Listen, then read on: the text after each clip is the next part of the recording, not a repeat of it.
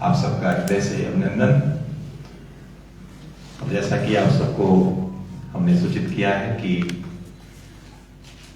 राज्य का जो आज बजट पेश किया गया, इस पर माननीय प्रदेश अध्यक्ष जी अपना वक्तव्य देंगे आप सबके बीच में।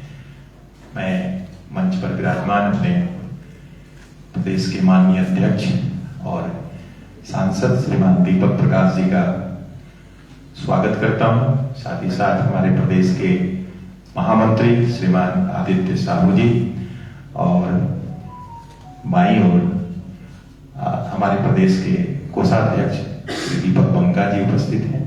मैं उनका भी स्वागत करता हूं और सीधे मैं माननीय प्रदेश अध्यक्ष जी से आग्रह करता हूं कि आज के संदर्भ में आप सबके बीच अपनी बात रखें।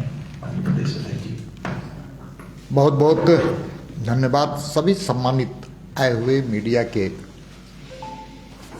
मेरे मित्रगण, लोकतंत्र के चौथे स्तंभ, चाहे प्रिंट मीडिया के हों, विजुअल मीडिया के हों, सबका अभिनंदन।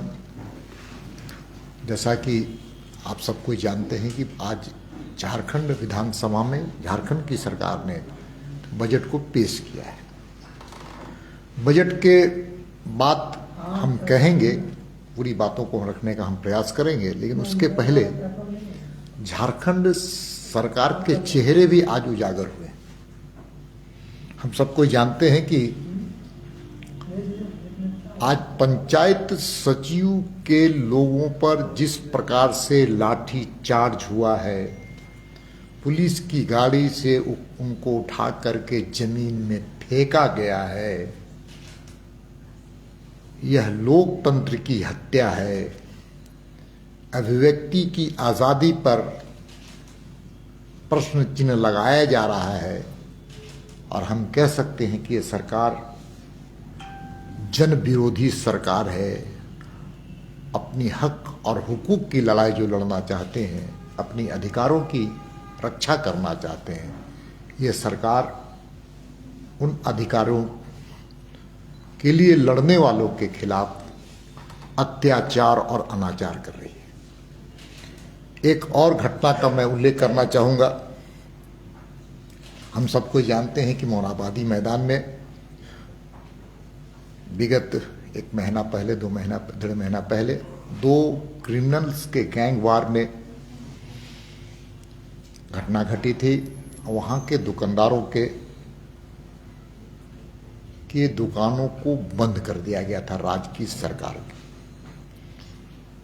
जो लोग सेल्फ एम्प्लॉयमेंट, स्वरोजगार के माध्यम से रोजगार,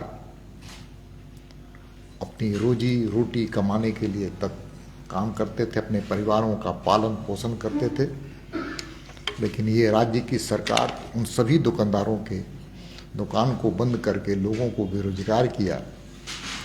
उस दुकानदार लोग आज बड़ी विषम परिस्थितियों में, विपरीत परिस्थिति में जी रहे हैं।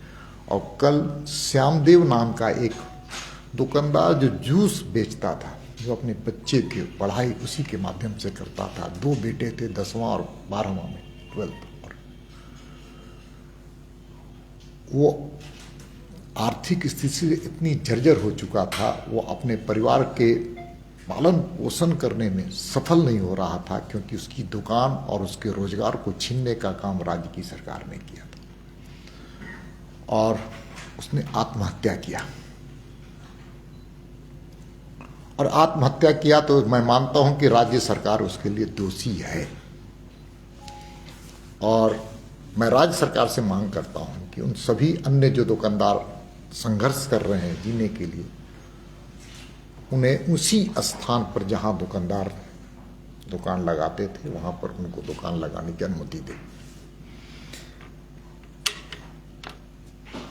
ऐसे तो कई बातें हैं। निरसा में भी इसी प्रकार से फिर से इलीगल माइनिंग और इलीगल माइनिंग के माध्यम से 4 लोग फिर से दबे, इस प्रकार की भी घटनाएं की सूचनाएं आ रही हैं।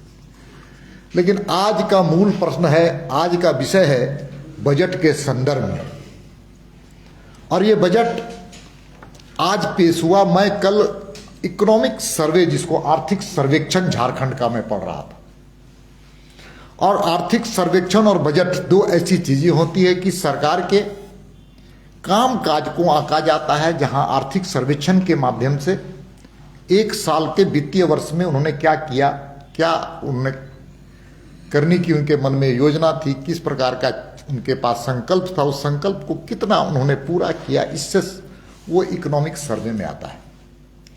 और दूसरा बजट जो आगामी क्या हम करने वाले हैं, ये बजट में चीजें आती है।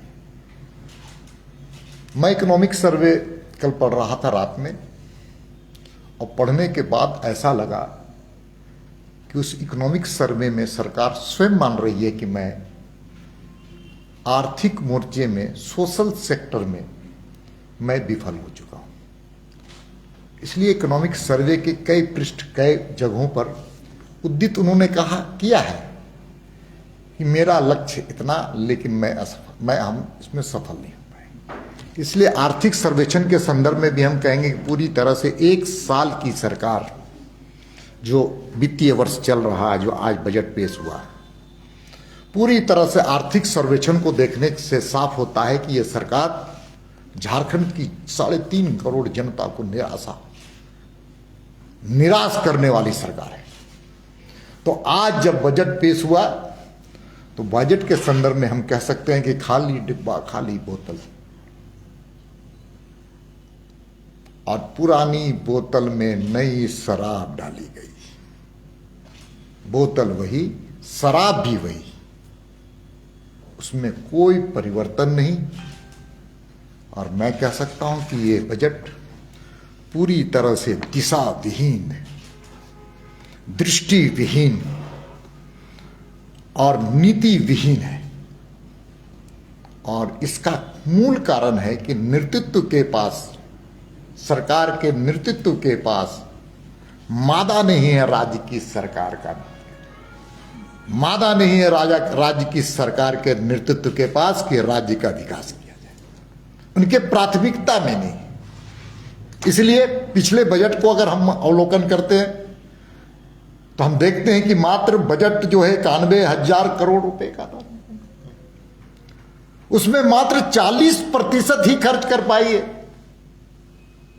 और यह सरकार 1 वर्ष तक विधवा विलाप करती रही, विधवा विलाप, क्रोकोडाइल टीयर्स निकालती रही कि मेरे पास पैसे का अभाव है, पैसा नहीं है, पैसा नहीं है। झारखंड की जनता ने देखा कि 40% ही मात्र खर्च कर पाई है सरकार। इनके पास एक्सक्यूशन करने का मादा नहीं है, इनके पास मैकेनिज्म नहीं है। पूरे तरह से हम कह सकते हैं कि फाइनेंशियल मिसमैनेजमेंट और फाइनेंशियल एनार्किज्म का पूरा साल बीता है। इसलिए मैं बार बार कहता हूं कि इनकम और एक्सपेंडिचर 2 सूत्र होते हैं। तो राज्य की सरकार के पास रिसोर्स खड़ा करने का इनकम भी इनके पास कोई आधार स्तंभ नहीं रहा। पूरे देश में कोरोना के कालखंड में जिस राज्यों के पास मिनरल्स बेस्ड मिनरल्स रहा, वहां पर सबसे ज्यादा मिनरल्स का प्रोडक्शन हुआ और मिनरल्स के माध्यम से रेवेन्यू कलेक्शंस हुआ। लेकिन राज्य के पास, ये राज्य झारखंड स्टेट मिनरल्स बेस्ड है, और इस स्टेट में भी जो रेवेन्यू कलेक्ट होना चाहिए उसमें 4.2% की कमी आई है, उतना ही नहीं। एक्सपेंडिचर के दृष्टिकोण से भी आप देखिएगा तो सोशल सेक्टर में एक्सपेंडिचर्स कम स्वयं स्वीकार कर। और हंसते हंसते आज हमारे कई कांग्रेस के विधायक भी मुझे से बात हुई, उन्होंने कहा कि निराशाजनक बजट है, निराशाजनक बजट है। क्यों? क्योंकि इस बजट में राज्य के युवाओं को, किसानों को, महिलाओं को, अनुसूचित जाति को, अनुसूचित जनजाति और पिछड़े समाज को ठगने का काम किया गया।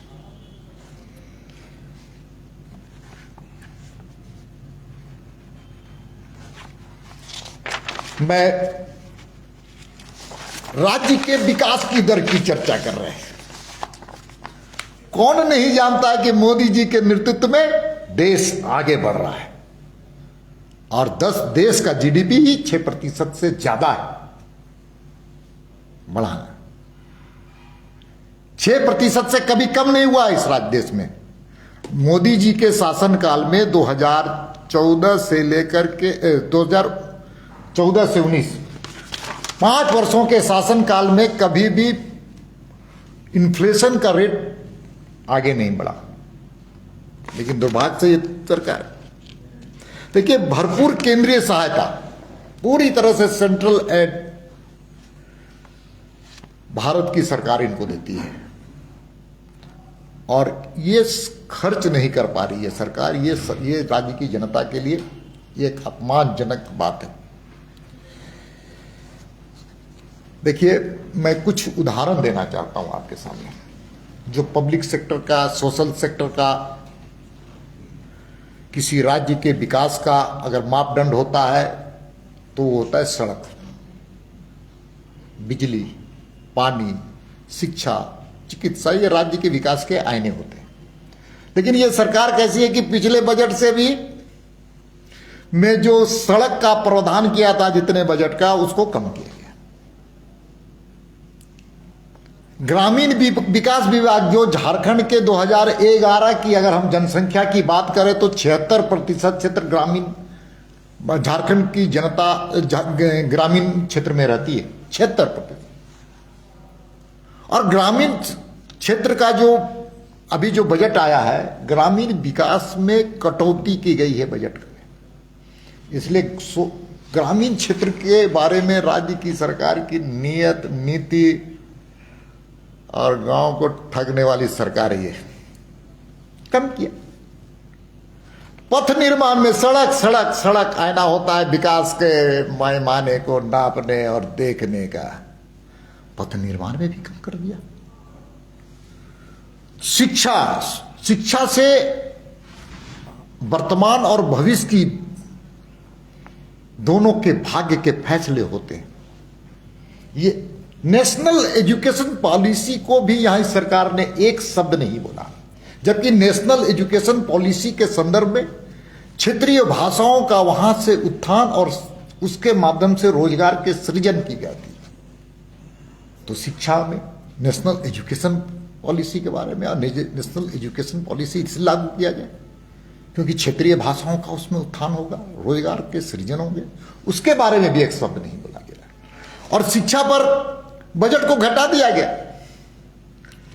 अब इंडस्ट्रियल, आप सब कोई जानते हैं कि यहां पर माइंस और इंडस्ट्री का बहुत बड़ा महत्व है। वैल्यू एडेड जब भी बनेगा माइंस और मिनरल्स, तो उसका उद्योग एक का आपस में अनोनाश्रय संबंध होगा, ये आपसी समन्वय में होगा। वैल्यू एडेड का, माइंस और मिनरल्स का हम सब लोग मांग करते हैं कि झारखंड में वैल्यू एडेड हो, और उसमें इंडस्ट्री में इनका बजट कम हो गया। एमएसएमई के बारे में इनका कोई एक शब्द नहीं बोला गया। हम सब कोई जानते हैं कि एमएसएमई सेक्टर सबसे ज्यादा रोजगार देने वाला क्षेत्र होता है। सबसे ज्यादा जीडीपी का अगर कोई उसमें योगदान होता है तो एमएसएमई के माध्यम से होता है, और एमएसएमई के बारे में सरकार का कोई विचार नहीं कर रही है। उद्योग में बजट घटा दिया गया। इसलिए सोशल सेक्टर के काम, सोशल सेक्टर में भी वेलफेयर स्टेट होने के कारण वो सोशल सेक्टर में भी खर्च करने के प्रावधान को घटा दिया गया। तो इस बजट को कैसे, पूरी तरह से झारखंड की 3.5 करोड़ जनता को निराश करने वाली बजट है कि नहीं। अब देखिए, पंचायत का चुनाव है, पंचायत के चुनाव के संदर्भ में इस बजट में कोई प्रावधान नहीं है। इसका मतलब पंचायत के चुनाव कराने की नीयत नहीं है, नीति नहीं है, लेकिन भारतीय जनता पार्टी चुनाव कराने के लिए इनको बाध्य करेगी। देखिए, अब पंचायती सिस्टम है, उस पर बजट होता है। पंचायत मतलब ग्रामीण अर्थव्यवस्था का मेरुदंड, और उस मेरुदंड का पंचायत के माध्यम से वहां पर जो विकास के काम होते हैं। अब पिछले वित्त वर्ष में क्या हुआ, 33% ही खर्च कर पाई। 67% करने की इनके पास कोई मैकेनिज्म नहीं, नीति नहीं, नीयत नहीं, नीयत में खोट है। गांव का पंचायत गांव को अधिकार देने के लिए विकास की किरणें जमीन तक आए। ये 14वें वित्त आयोग में वहां से केंद्र सरकार के पैसे आते, और ये राज्य की सरकार कैसी सरकार, पूरी तरह से विफल सरकार का सबसे ज्यादा अगर निकृष्ट उदाहरण देखना है तो झारखंड सरकार का आज का बजट है। Example for bad mechanism, bad financial mechanism, anarchism, financial anarchism. पूरी तरह से ये सरकार दिशा विहीन सरकार है। देखिए, पिछले बार प्रधानमंत्री ग्राम सड़क योजना, प्रधानमंत्री जी का पैसा, केंद्र का, पिछले बार क्या लक्ष्य लगा था? 2000 किलोमीटर का, 2000 किलोमीटर बनाने का लक्ष्य था, और बना कितना? 377 किलोमीटर। उसमें भी कोरोना तो नहीं आया था। ग्रामीण क्षेत्र के आर्थिक अर्थव्यवस्था का, रोजगार का सृजन करने का भी इस योजना में। गांव में सड़कें बनेगी तो किसको रोजगार मिलेगा? गांव के नौजवानों को मिलेगा, महिलाओं को मिलेगा। स्टोन और बालू और अन्य सामग्री सप्लाई करेगा तो ग्रामीण अर्थव्यवस्था के साथ अन्य आर्थिक अर्थव्यवस्था में उसका योगदान होगा। 2000 किलोमीटर का लक्ष्य, मात्र 377। इसमें क्या कोरोना का बहाना? ग्रामीण अर्थव्यवस्था में कोरोना के कारण अगर संकट आया था तो इस योजना के माध्यम से रोजगार के सृजन के भी अवसर इस सरकार के पास थे, जिसको इस सरकार ने खोया है।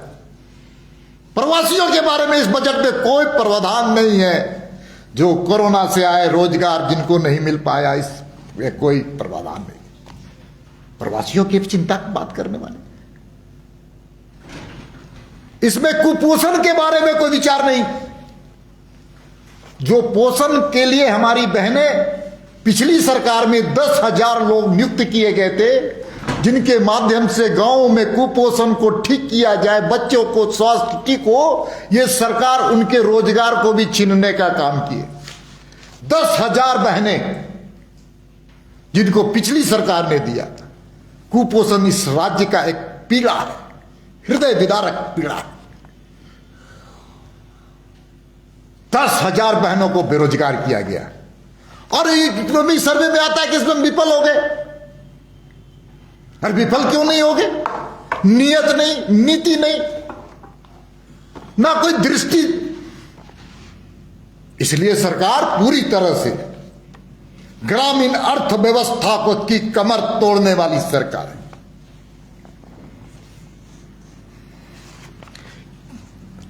मित्रों, भाइयों, यह सरकार क्या कहा था कि रोजगार युवाओं को हम बेरोजगारी भत्ता देंगे। हम नहीं कहते, उनके मैनिफेस्टो में था। और क्या हुआ बेरोजगारी भत्ता का? आप सब लोगों के सामने है, बजट में कोई प्रावधान नहीं। किसानों को हम ऋण माफ कर देंगे, इनके कांग्रेस के, झारखंड मुक्ति मोर्चा के घोषणा पत्र में लहराता फहराता हुआ चित्र भी सब झारखंड की जनता को ने देखा था। और 9,07,000 जो किसान इस राज्य के ऋणधारी हैं, मात्र 1.5 लाख 2 लाख को ऋण, वो भी बहुत आधा थोड़ा मोड़ा देकर के कैसे होगा? आपने कहा था, मुंगेरी लाल के हसीन सपने आपने दिखाए थे, लेकिन काट की हाड़ी बार बार नहीं चढ़ती है मुख्यमंत्री जी। काट की हाड़ी चढ़ गई, बार बार नहीं चढ़ सकती, क्योंकि आपने जनता को मूर्ख बनाने का काम किया। लेकिन जनता इस राज्य का भाग्य विधाता है, आने वाला समय में भी आपको इन चीजों को याद दिलाएगा। उतना ही नहीं दोस्तों, अब एमएसपी पर धान की खरीद नहीं हो पाई। अब एमएसपी के संदर्भ में कहेंगे कि 8 लाख धान एमएसपी पर खरीद का लक्ष्य था। 8 लाख क्विंटल, 8 लाख क्विंटल, और मात्र 3.5-4 लाख 36,000 ही धान खरीद पाई है। माने 50% खरीद करके भी बिचौलियों के हाथ से बेचने वाली सरकार धान का। ये कैसी सरकार? किसान के कमर को तोड़ने वाली सरकार। आपने कहा था, लक्ष्य आपने रखा था। कैसी सरकार है भाई? बिचौलियों के हाथ में किसानों के भाग्य को आपने लिखने के लिए छोड़ दिया। और तो छोड़ दिया, एमएसपी के अलावा आप नई घोषणा, गोबर खरीदेंगे, किसानों से गोबर खरीदेंगे। भाई गोबर खरीद के कोई गोबर स्कैंडल करने वाले हैं क्या? किसानों के हित गोबर खरीदेंगे। अरे पहले आप किसानों से पहले जो वादे किए थे उन वादों को पहले बताइए कि आपने कहा था कि हम किसानों को मुफ्त बिजली देंगे, आपने कहा था कि ऋण माफ करेंगे, आपने कहा था कि हम एमएसपी के दर पर सारे किसानों के धान को खरीदेंगे। क्या हुआ?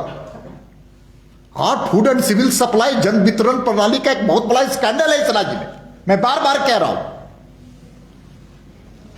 उसके बारे में राज्य की सरकार मौन क्यों है? बजट में इन्होंने बताया क्यों नहीं? क्योंकि वो वित्त मंत्री उस विभाग के भी मंत्री है। पूरी तरह से पीडीएस सिस्टम यहां पर ध्वस्त है। और प्रधानमंत्री जी ने जिन लोगों के लिए नितांत आवश्यक लोगों को के लिए जो गेहूं भेजा, चावल भेजा था, उसमें पूरी तरह से सरकार असफल है। उसके संदर्भ में ना इकोनॉमिक सर्वे में ना कुछ में कहीं उल्लेख नहीं कि हमने कितना खादान उठाया, कितना खादान वितरण किया। आगे हम क्या करेंगे ये भी नहीं। इसलिए मौन इसलिए है कि मौनी बाबा के अंदर खेला हो रहा है। मौनी बाबा चुप है, खेला चालू है, चालू है, चालू है। दोस्तों मित्रों, पिछले बजट की घोषणाएं क्या थी? 500 प्राथमिक विद्यालय को हम मॉडल विद्यालय बनाएंगे। हम नहीं किए थे। हेमंत सोरेन जी की सरकार ने कहा था कि 500 प्राइमरी स्कूल को मॉडल, आइडियल, ट्राइबल यूनिवर्सिटी हम बनाएंगे, ओपन यूनिवर्सिटी हम बनाएंगे। कौशल विकास के लिए हम आगे काम करते हुए प्लेसमेंट के लिए हम इसमें अपने आप को राज्य तैयार करेगी। क्या हुआ? एक भी यूनिवर्सिटी की घोषणा हुई, एक भी मेडिकल कॉलेज की घोषणा हुई, एक भी ट्राइबल यूनिवर्सिटी की घोषणा हुई। आपने कहा था, आपने सपना दिखाया था, कहां गया ट्राइबल यूनिवर्सिटी? मित्रों, एजुकेशन के बारे में मैंने पहले भी आप लोगों को कहा कि शिक्षा समाज के शिल्पकार की भूमिका अदा करती है। जिस राज्य में जैसी शिक्षा वैसे राज्य का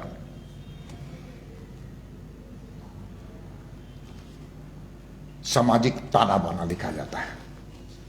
लेकिन ये राज्य की सरकार शिक्षा में मात्र पिछले बजट में 60% खर्च कर पाई। 60%।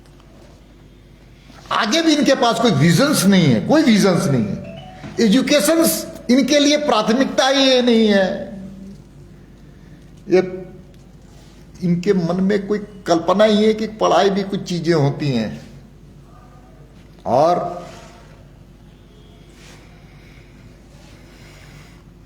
स्वास्थ्य हेल्थ सेक्टर भी बहुत आवश्यक रहा है। आप सबको जानते हैं केंद्र की सरकार ने बहुत बड़ा योगदान दिया है, चाहे वो ऑक्सीजन सिलेंडर्स की हो, ऑक्सीजन प्लांट की बात हो, मेडिसिन की बात हो,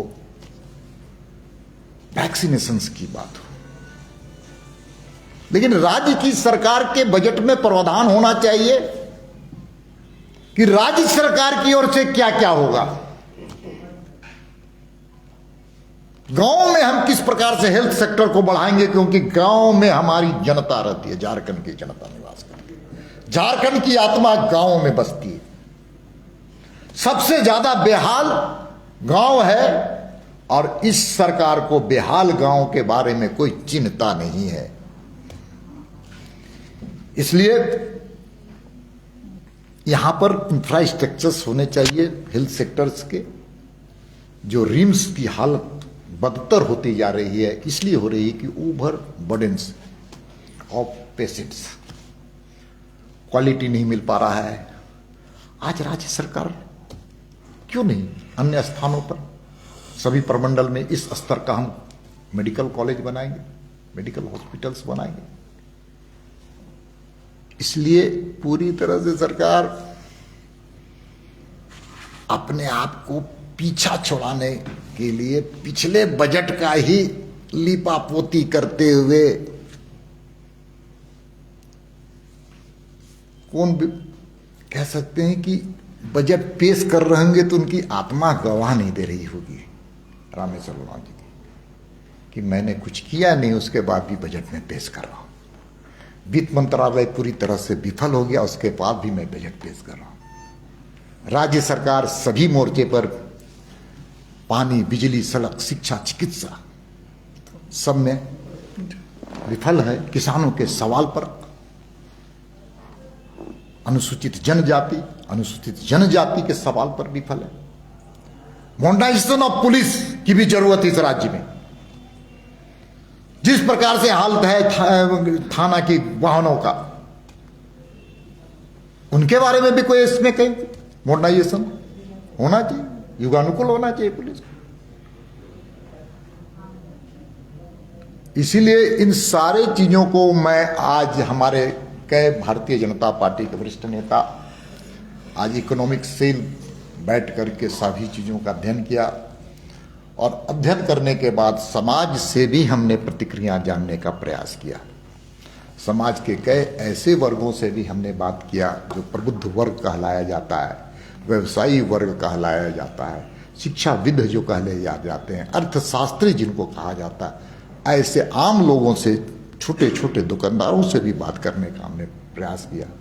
और जो संग्रह होकर के आया वो स्पष्ट आया कि ये सरकार जनता को धोखा देने वाला बजट पेश किया है। हमारी तरफ से इतनी ही बात थी।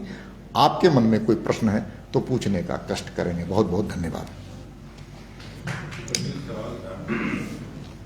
सदन में सवाल आया था कि पेंशन सेवा पिछले 6 महीने 9 महीने से बंद है, लोगों को नहीं मिल पा रही।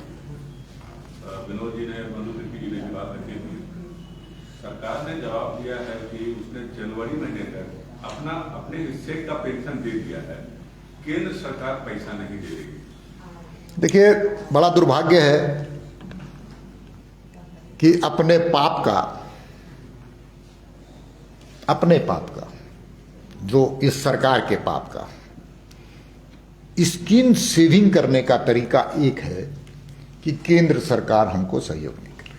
आप सबको जानकारी है कि जब रघुवर दास की सरकार थी उस वक्त से ज्यादा 20% ज्यादा इस राज्य को ऐड दिया गया, अनुदान 20%। जो कमल फूल की सरकार थी हमारी, रघुवर दास जी की सरकार थी, जो केंद्र का जो इतना सहायता मिलता था उससे 20% ज्यादा दिया गया। और इनको कहा गया है, चाहे उस रेलवे हो, सड़क हो, बिजली हो, पानी हो, पॉल्यूशन हो, सोलर एनर्जी के संदर्भ में मैं बताना चाहता हूं, केंद्र सरकार बार बार इनसे आग्रह कर रहा है कि योजना भेजिए। दिव्यांग और वृद्धावस्था पेंशन की बात आप जो कह रहे हैं, राज्य सरकार हिसाब नहीं दी है, हिसाब इसमें भी घोटाला करती है। केंद्र सरकार इनको सारे चीजों के पैसा दे दिए। मैं चुनौती देना चाहता हूं सरकार से कि सरकार केंद्र सरकार के पैसे के जो आए हैं उसका पूरे तरह से, जहां पर जो खर्च हुआ है इसका हिसाब किताब और ब्यौरा जनता के बीच रखे। दूध का दूध और पानी का पानी हो जाए एक बार। किस प्रकार से बजट में इन्होंने ठगने का काम किया इसको भी मैं उजागर कर दूंगा। पूरी तरह से भ्रष्टाचार से लिप्त सरकार, ट्रांसफर पोस्टिंग पर ही ज्यादा ध्यान देने वाली सरकार, आम जनता के बारे में विचार न करने वाली सरकार है ये। कैसे इस राज्य के बारे में विचार किया जाए कि सुरक्षित आपने पुल बन जाएगा इस बजट में? जी, कांटा टोली